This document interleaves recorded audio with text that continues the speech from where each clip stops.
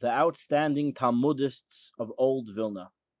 During this time, the four great Vilna scholars of the period, Rabbi Moshe Rivkes, author of Be'er HaGeila, Rabbi Ephraim, author of Shar Ephraim, Rabbi Shabsi Kayin, the Shach, Rabbi Shmuel Kodenever, and others, had found refuge in other Jewish communities, and the Vilna Jews were now trying to induce them to return.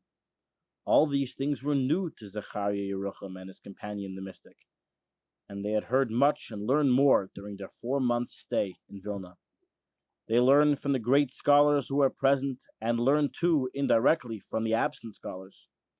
For instance, two travelers swallowed with great interest the comments of the aforementioned Rabbi Moshe Rivkes on the tractate Zvachim and tractate Menachos. These writings positively opened their eyes. They heard much too about the Shach, and two stories about him especially appealed to them. One was as follows. The Shach was so oblivious to everything that went on around him when he was engrossed in his studies that once, when he went up onto the roof so that he could study in solitude, people saw him walking about as if he were on the ground.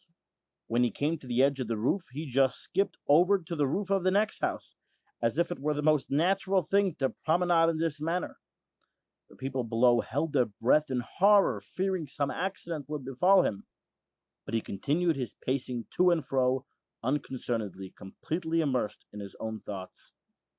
The other story was that, when his son Moshe became seriously ill, Shach naturally was very grieved. He prayed for his son's recovery, but he only seemed to grow steadily worse. In fact, he was just about nearing his end. When the Shach realized the gravity of his son's condition, he implored the Almighty to spare the life of his beloved son, and promised he would pay with his Chiddushei Torah of that day.